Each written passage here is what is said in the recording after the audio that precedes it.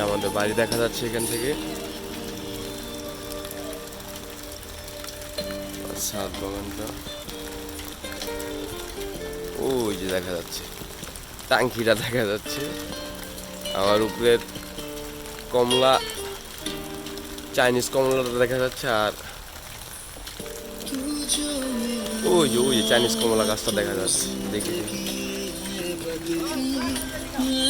ওই উপরে একদম টাঙ্কির বা পাশে যেটা দেখা যাচ্ছে এটা চাইনিজ কমলা।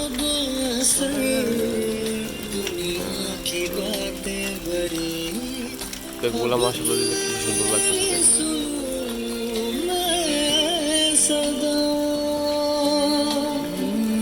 আমরা বড় ভাই ইমরান ভাই ওনাদের প্রজেক্ট, উনি সুজন ভাই ওনারা সুন্দর করে গাছ ফুস লাগিয়ে অনেক শ্রম দিচ্ছে এটার ভিতরে।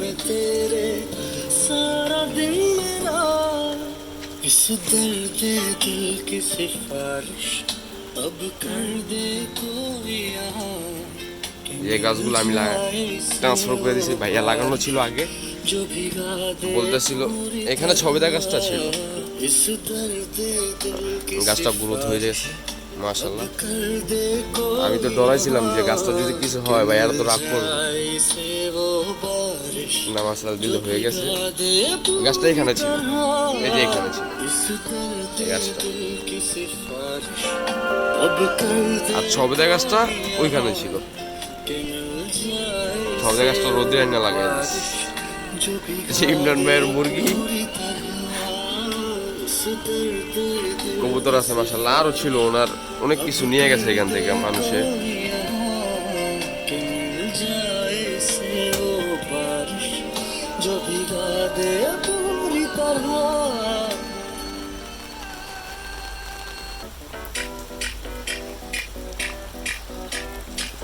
আরে গাছের ডাইটা কে ভাঙলো? এই যে কলপ কাটছিলাম জবা ফুলের, মাশাআল্লাহ।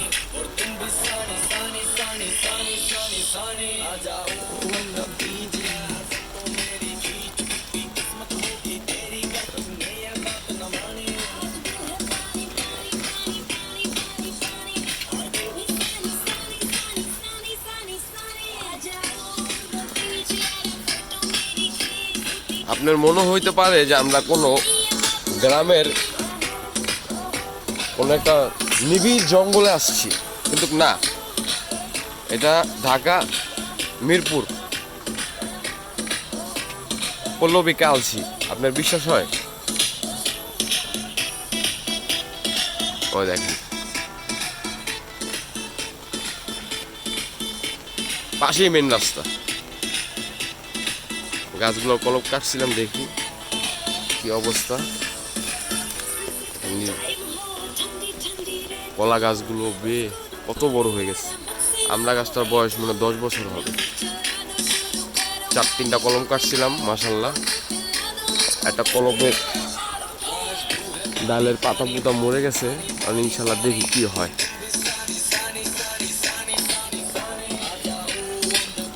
এই যে আমরুজ গাছের কলম কাটছিলাম,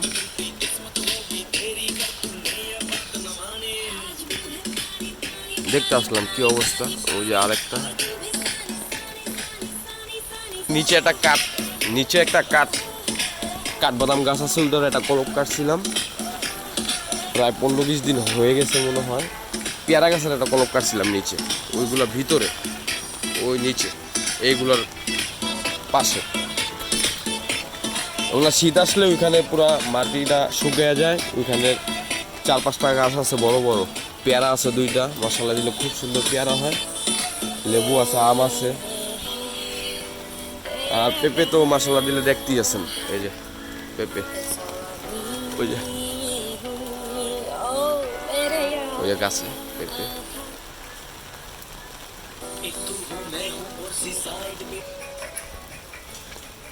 কলা গাছগুলো ভাইরা ছাঁটাই করে দিছে, আমিও কিছু করে দিতেছি।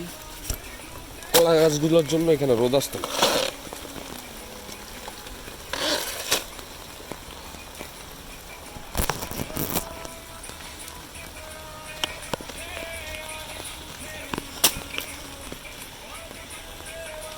একটা করে রাখলেই হবে।